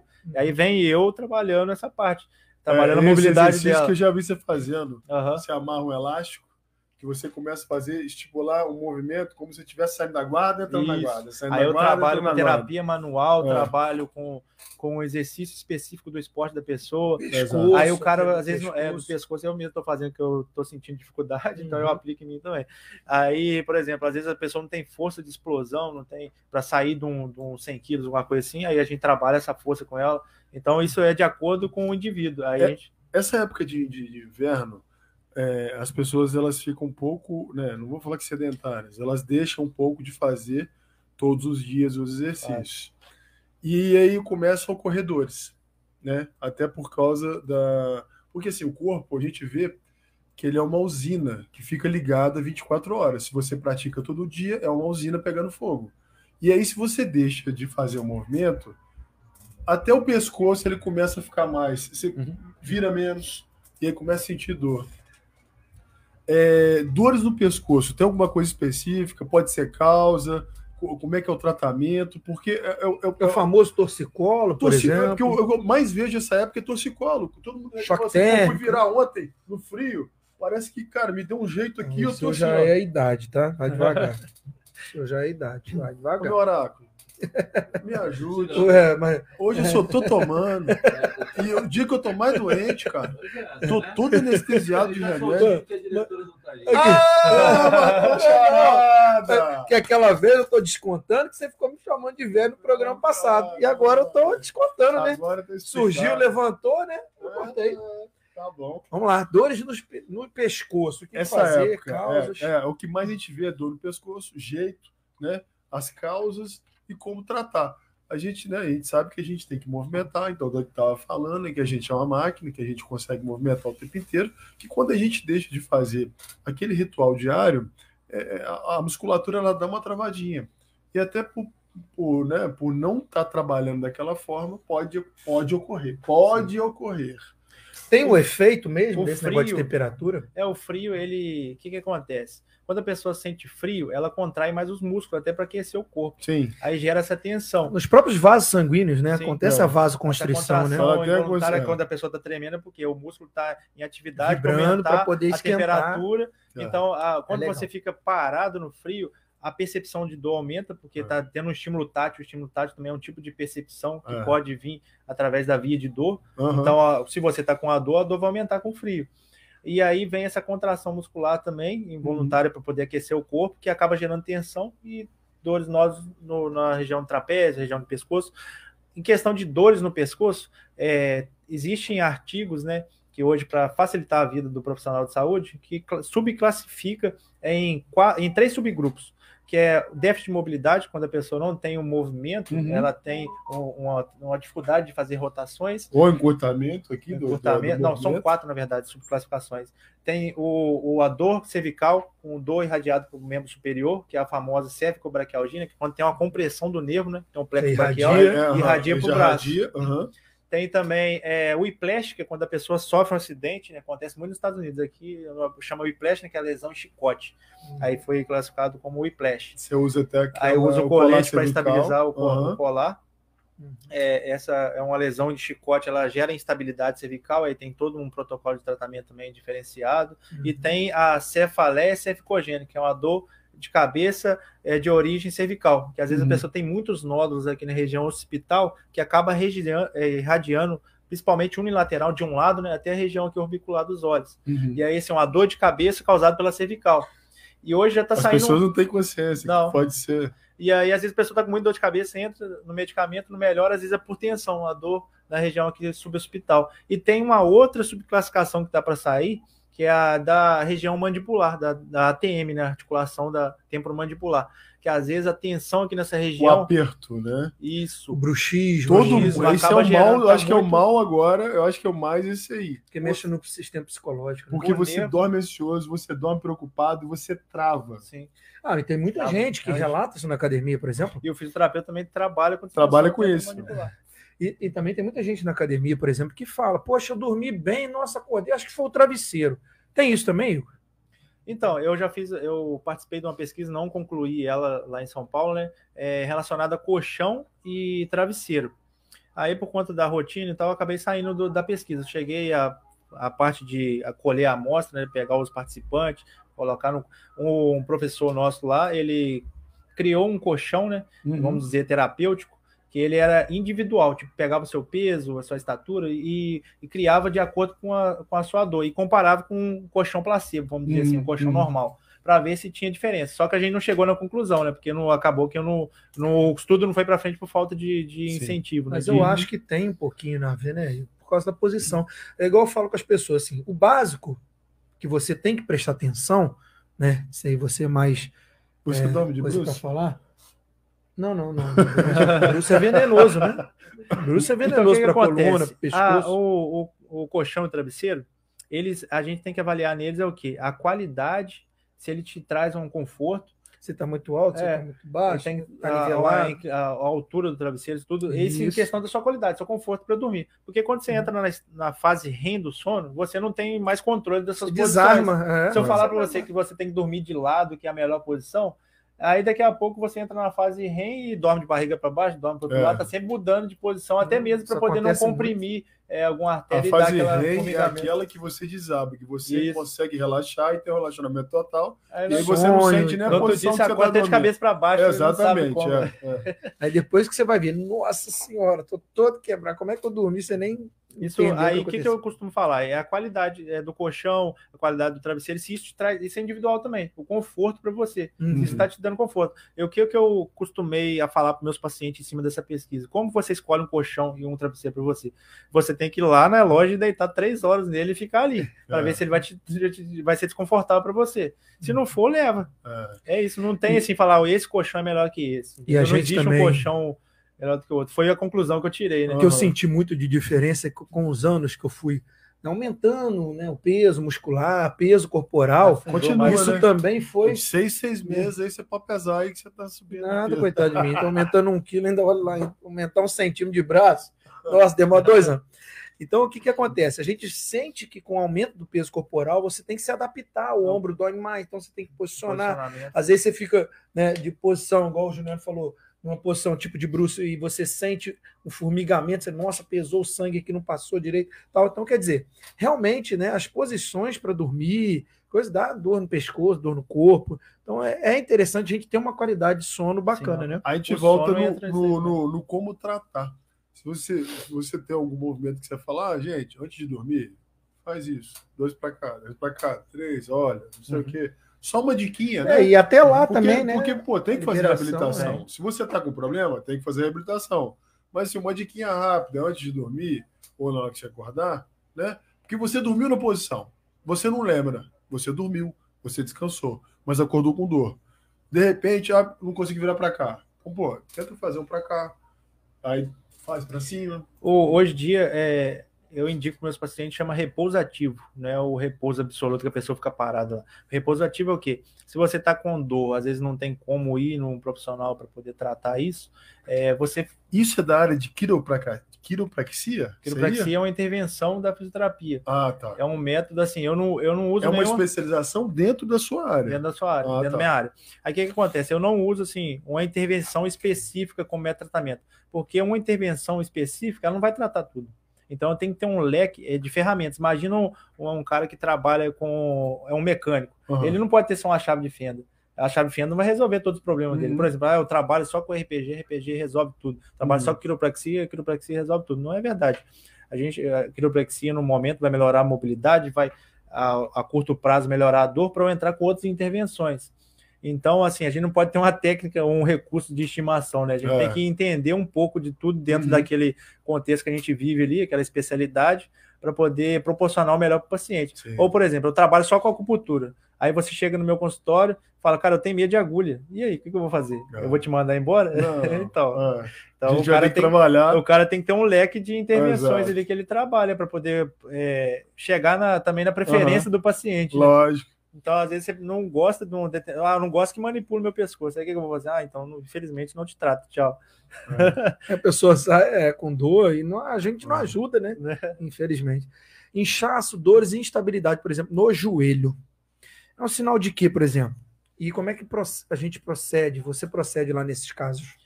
Um inchaço no joelho, se fosse momentâneo, aconteceu um trauma, aí foi por conta do trauma, pode ser um estiramento da cápsula, um aumento do líquido sinovial, que é um líquido que lubrifica a articulação. Um edema, né? Aí se ele vinha acompanhado de calor, rubor, todos os sinais de processo inflamatório, aí pode ser uma lesão ali um pouco mais articular, né, menisco, uma lesão muscular também, o lugar fica mais quente, né? Aí é interessante procurar um profissional para estar avaliando, para entender o que está acontecendo. Fazer, às vezes, primeiro um exame clínico para entender. Tem alguns testes específicos que a gente faz para acusar ali melhor qual estrutura, né? Por exemplo, o cara tem, sei lá, sofreu um trauma, vamos supor assim, o ligamento cruzado anterior, que é o que o pessoal mais conhece, né? Aí sofreu um trauma, aí a gente vai entender qual o movimento que você fez. O que aconteceu? Eu tava jogando bola, o cara bateu no lateral do meu joelho. Aí já de cara você já pensa, opa, será que é o ligamento cruzado anterior? Pelo mecanismo do movimento. E aí, em cima disso, eu vou fazer o quê? Vou escolher testes específicos para estar aplicando em cima daquela pessoa. Aí eu vou fazer os testes voltados para aquele tipo de mecanismo, né? A LCA, vou fazer teste de instabilidade. Aí, acusou. Eu vi que está instável aqui, está sentindo muito dor. Aí já começa a suspeitar e se precisar de um exame de imagem, eu vou encaminho ela. Cara, meu primo, cara, ele fazia judô. E ele, nesse negócio de queda, ele quer dar, ele pegou um cara muito mais pesado e ele virou o cara. Mas aí aconteceu o negócio do joelho. Eu tava com ele na aula, eu tava assistindo. Então o joelho dele ficou uma bola. E na época, isso tem tempo, né? A gente foi pro hospital e aí teve que fazer, chama pulsação ali? Pulsão. Mas desculpe. Pulsão. Eu achava que eu aguentava ver as coisas, né? Então na época, cara, foi colocado tipo um negocinho do lado. Tirou aquele líquido amarelo. E aí começou a alfinetar para poder, né, reduzir aquele tamanho todo, porque o joelho ficou uma bola. Irmão, só lembro que o cara para ser tratado era meu primo, quem foi tratado fui eu. Que o médico pediu assim, segura o joelho dele nessa posição que eu vou fazer a punção. E eu, na quarta agulhada, quando começou a gotejar aquilo, eu soltei. Quando eu abri o olho, tinha 4 enfermeiros em cima de mim, o ventilador ligado. Nossa. E aí, cheio de, pô, você quer remédio? Você tá bem? Que banana, nem foi pra lá pra ajudar, o meu primo, o deitador falou assim, tranquilo. Pô, irmão, nem pra segurar meu joelho, compadre. Tá acostumado. Eu lembro disso até hoje, cara. Mas às vezes tem coisas que chocam a gente. Às vezes eu vejo. Você vê que me marcou. O tamanho da agulha é grande. Eu falei assim, você vê um amigo machucando no futebol. Você sente por ele. É complicado. Usar laser de baixa potência. Qual a sua função? Você colocou lá nas suas redes sociais. Eu achei curioso a gente comentar. Cara, o laser é um dos recursos da fisioterapia que tem mais evidências favoráveis, vamos dizer assim. Ele é um recurso anti-inflamatório, ou seja, a pessoa está com processo inflamatório, ele controla, modula esse processo inflamatório através dos fotorreceptores que nós temos no corpo. Ele é um feixe de luz, né, unidirecional. Ele vai naquela região, estimula os receptores dali para gerar uma melhora do processo inflamatório. Uhum. E também melhora a dor, processo cicatricial, né, acelera o processo de cicatrização. E o laser ele pode ser utilizado em feridas, por exemplo, escara, feridas abertas para poder cicatrizar mais rápido. É antigo isso ou é novo? É coisa nova? O laser ele é novo. É novo. Ultimamente todas as áreas assim, da saúde estão começando a trabalhar com laser. Cirurgia laser, tratamento fisioterapêutico com laser, tratamento dermatológico com laser, depilação a laser. O laser é algo que vem crescendo muito na área da saúde, né? Uhum. E, cara, ele dá uma melhora absurda. O laser é fantástico, o resultado dele. Tem que saber trabalhar, né? A dosimetria, tudo direitinho, porque se você, vamos supor, uma lesão muscular, você estimula ali o processo de cicatrização, se você passa o tempo ou não coloca a dosagem ou o tipo de laser, né? Porque tem vários, infravermelho, vermelho, tem várias cores também, e a intensidade que você quer que chegue no tecido, se você não souber trabalhar também, você pode piorar o paciente. Então, você tem que saber calcular certinho, né? Umas coisas que todo mundo pergunta, cara, assim, a gente tem falado muito na parte de cardiorrespiratória, né? Para você ter um déficit calórico junto com nutrição, aquela coisa toda, para você secar e quanto menos gordura, mais o seu corpo realça a definição, então você fica mais estético. Então isso, as pessoas de forma errada, às vezes escolhem o calçado errado para poder fazer uma bicicleta, ou para poder fazer uma corrida, uma caminhada, um terreno mais acidentado, não faz esse teste de pronagem, essas coisas, não estuda um calçado melhor, ou às vezes tem um desvio de coluna. Opta pelo mais barato, né? Opta pelo mais barato. E assim, a postura acaba ficando de lado. Não acaba se atentando a esse lado. Cara, aí a gente tem que perguntar para um profissional igual você. Como fazer a preservação da coluna vertebral? E o que evitar? Que são essas dicas que a gente fica batendo o tempo inteiro, mas que de repente, escutando de um profissional capacitado que está há bastante tempo no mercado. No mercado não, né? Não, que a gente fala, na saúde, né? Escutando de você, eles vão, de repente, olhar com outros olhos e começar a esses mínimos detalhes, começar a corrigir na vida. Então é isso. Como melhorar a postura, as dicas para preservar a coluna, que é nossa mola mestre, é o que manda em tudo, é o que rege essa orquestra toda, que é o corpo humano. Né? Quando a gente fala de coluna, primeiramente, nós temos que entender que o corpo ele sofre alterações. Muitas das vezes, às vezes, chega um paciente com dor na coluna, que tem uma hérnia de disco, e a hérnia de disco não está causando a dor, porque a gente sofre um processo de envelhecimento com o tempo. O nosso corpo ele sofre alterações com a gravidade, com o envelhecimento, diminuição do espaço vertebral. A gente tem que ver se essas alterações fisiológicas do envelhecimento, igual ter cabelo branco, todo mundo um dia vai ter.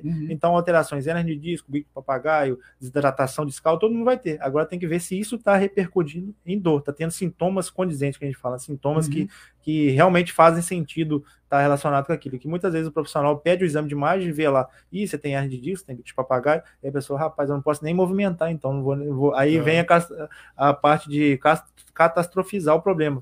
Cinesiofobia, medo, e não movimenta por conta daquela informação. Mas muitas vezes aquilo não está relacionado ao problema dela. E aí, essa parte de alterações da coluna, o que eu falo para a pessoa manter é manter o máximo ativo possível, tentar manter uma atividade física, porque a atividade física ajuda a lubrificar a articulação, trabalho de mobilidade, como a gente citou aí, tentar beber bastante água, porque a água é importante para o nosso corpo.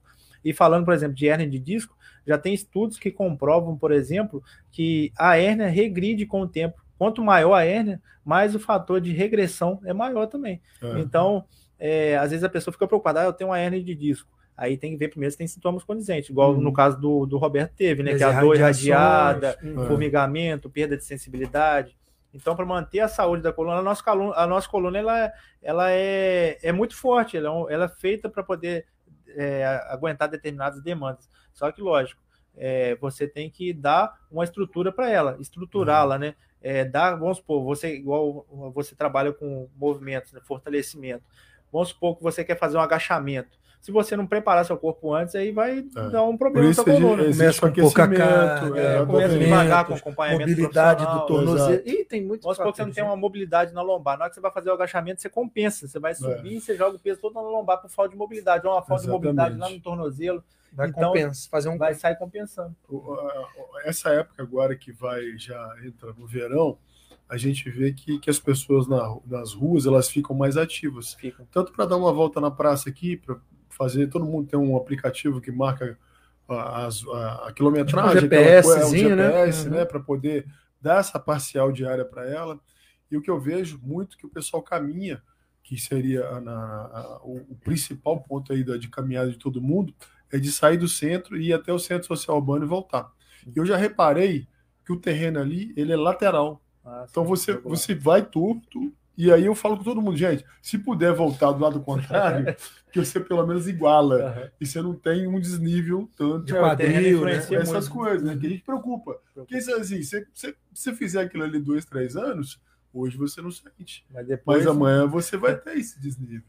Então, eu queria agradecer essa dica aí que o pessoal, né, com certeza vai guardar, né, para poder fazer uso no dia a dia. Antes dos objetivos pessoais e agradecimentos, que a gente já está quase enterrando, tem o prêmiozinho aí? Então, o prêmio hoje, eu não coloquei nesse último bloco como encaixe, porque eu falei assim, hoje eu vou fazer diferente. Hoje o prêmio vai para você, lógico, pelo excelente profissional, mas eu quero que você dê esse presente para a esposa. Vou dar para ela não ficar reclamando. Com juros e correção do que ela vem pedindo. Muito obrigado. Tem um copo aqui. Tô precisando mesmo. Do Renatão. Olha que bacana. Aí, pessoal, hoje tem alfajor. Hoje dá vontade de comer um doce sem certeza que a minha esposa vai comer isso tudo aqui. Hoje nunca ganhei um, né? Todo mundo ganha. Hoje você vai pagar. Hoje você... Vou pagar? Não vai comer. Tem lá no carro. Para pagar para você. Se for para pagar, então... Não. Falei pagar. Hoje você vai pagar, porque hoje nós estamos sem a diretora. Hoje você vai pagar o lanche. Rapaz, vou direto para casa, rapaz. Senão até apanha. Exposição, cara. Ela deu a deu? Tá solto. Manda aí. César Menor, meu amigo. Hoje tem César. Eu vou dormir, rapaz. Eu trabalho 5 e pouca da manhã. Não, tamo junto. Objetivos... Vamos direto. Objetivos pessoais. Até parece, eu não aguento isso não. Objetivos pessoais e agradecimento. O que você ainda pretende com a sua carreira aqui no Leopoldina? É uma carreira que está, né, fazendo sucesso. Ele pretende ir para o Flamengo. Atuar lá. Pedro, né? A cara do Pedro. Eu vou te falar. O objetivo é virar sócio do Pedro e ganhar muito dinheiro. Os objetivos pessoais, Igor. Ainda com a clínica. Meu objetivo é alcançar o máximo possível de pessoas que buscam o nosso trabalho, tentar, às vezes, futuramente abrir franquias também da nossa clínica e repercutir esse tipo de trabalho que a gente está fazendo em outros lugares. Dar continuidade a esse trabalho excelente. Tá sempre me especializando, buscando informação, passar informação também, que é importante, que a gente não é dono da verdade, a gente tem que passar para as outras pessoas. Eu estou à disposição também, quem que quiser me acompanhar, eu também aprendo, quem tiver informações boas e quiserem passar. Eu sempre falo isso. A gente vive ensinando e aprendendo. Que a gente nunca sabe de tudo, né? O que tá, o recém-formado e o que está na frente lá que não tinha tanto recurso. Exatamente. Sim, essa troca é muito boa. Você tem que abrir a mente, né? Exato. Não pode achar que é o dono da verdade. Agradecimentos, cara. Desde professor, de quando você formou, quem te ajudou, a sua esposa que tá, quem tá contigo, quem tá contigo dia a dia. Agradecer a minha esposa, que ela sempre me incentivou. Quando eu às vezes falava que ia desistir, ela pegava no meu orelha e falava: não vai desistir não, você vai para frente. O meu filho também, que me incentivou muito a querer, os meus pais que estão sempre comigo. a minha mãe, Eliana, um beijo para ela, para o meu pai, Hélio. Curtiu aí, meu irmão Ítalo também, que vem seguindo assim, meus passos na faculdade, porque assim, dentro da minha família, eu acho que foi um dos primeiros que entrou na faculdade, que quis buscar conhecimento. E o meu irmão acabou seguindo meus passos. Hoje ele está na veterinária, é uma coisa que ele ama. Também um abraço para ele que está seguindo firme lá, que é difícil, né? Conciliar trabalho, faculdade. Eu falo que isso é coisa de doido, que eu já passei por isso lá em São Paulo, tive que fazer outro tipo de trabalhos, né? Então, assim, agradecer a todo mundo que está envolvido, os profissionais que trabalham comigo, os professores que me passaram o conhecimento, que me apoiam. Grande abraço para todos, né? Que são vários. Não teve um só, né? São vários, então eu vou ficar até amanhã aqui citando. Agradecer vocês também pelo convite. A gente que agradece, cara. Os ouvintes também que estão aí até agora com a gente, né? Eu podia estar curtindo lá a exposição e estar aí ouvindo. E vão ver, né? Daqui a pouco vai estar tudo nas redes sociais, no YouTube também, né? E foi, cara, uma entrevista. A gente queria agradecer. A gente que a cada entrevista a gente ganha conhecimento, porque a gente vai alinhando mais as perguntas, chegando mais do que as pessoas querem perguntar. Fora da pauta, a gente consegue pegar essas perguntas e transformar aqui de um método, até de uma linguagem mais acessível, até para quem não conhece muito dos termos técnicos, essas coisas. E agradecer, cara, porque a gente já sabia que você era esse cara, que esse fenômeno aí, cara, que, tá sempre, tá só subindo e agradecendo, Leopoldina, com o seu trabalho, até com a clínica agora, que eu tenho certeza que, além de um excelente profissional de fisioterapia, você é um excelente gerenciador de empresarial agora, até por comandar essa equipe toda, junto com a sua esposa, que a gente não pode... o mérito, a gente tá sempre com alguém do nosso lado. Foi meu pontapé e meu alicerce hoje em dia. Então... Tá comigo nas minhas crises, na dificuldade. Parabéns por isso tudo.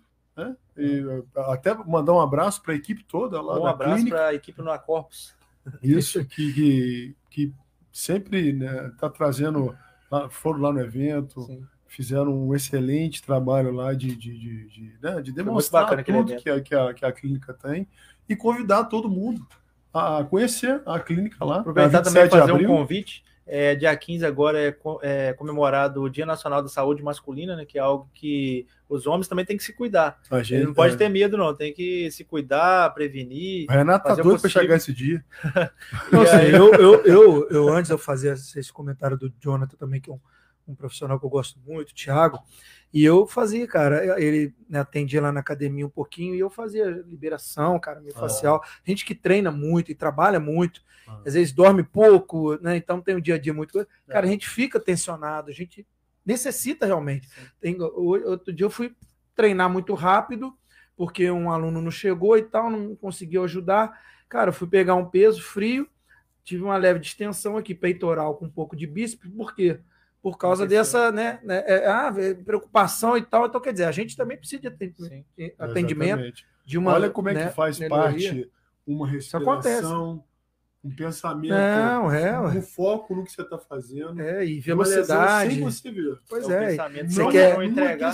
Você quer fazer o negócio e rápido, acabar rápido, preocupado. Então, isso aí. Você tem que estar 100% presente ali naquele momento. Eu falo isso toda vez que eu entro no dojo, eu abro minha mente, tiro os problemas. E isso que a luta te deu. Tem que entrar sim. Esse tipo de foco, esse tipo de chegar e desligar a chave do trabalho e entrar no tatame focado no que você tem que fazer ali. Tem uma palestra sobre isso que chama Mindfulness, né? Que é a meditação, mais voltado para meditação, para o presente, para o agora. Eu vou dar lá no Camping Go, que vai acontecer esse mês, né? No final do mês. Eu vou falar sobre o piloto automático. Nós acabamos vivendo o piloto automático. A gente fica aqui pensando numa coisa que vai acontecer depois, e acaba não vivendo o presente. Exato. Então, estratégia de conseguir viver melhor o presente. A gente está muito imediatista. Sim. E olhando muito lá na frente. Aí acaba perdendo isso aqui. O famoso carpe diem, né? Aproveite o dia, né? Sim. Exatamente. Igor, suas redes sociais, cara, para a gente finalizar o programa de hoje. O meu é Dr. Igor Reis, DR, Igor.fisio, e da clínica é unacorpus.leopoldina. Perfeito. Maravilha. Pessoal, mais um programa, se encerrando, a gente vai agradecendo a todos os nossos patrocinadores, Academia, Gonai Fitness, Juliano Calabria Suplementos. E também a da Mata Bebidas. Um abraço aí para Luciana, Virgínio, Farid, todo mundo lá da Mata. Muito obrigado por estar conosco nessa etapa, nessa transmissão de conhecimento e no nosso programa Papo Fit. Júlio, obrigado. Sim, obrigado, Arnaldo. Obrigado, Igor. Você, poxa, grande formação, cara. Muito parabéns. Hoje, cara. Continue esse ótimo profissional. Pessoal, até o próximo programa. Vai estar tudo lá no YouTube, nas nossas redes sociais. Um grande abraço. Aproveita a exposição. Fiquem com Deus. Só um aviso antes. Pessoal, Glauco Zulo estará aí sexta-feira, um grande amigo meu da região dos Lagos. Vai estar aí cantando na exposição para você. Vou ver se ele manda um vídeo para eu poder divulgar também. É um grande cantor, um grande amigo. Um abraço a todos vocês aí. Até mais. Você está ouvindo Papo Fit.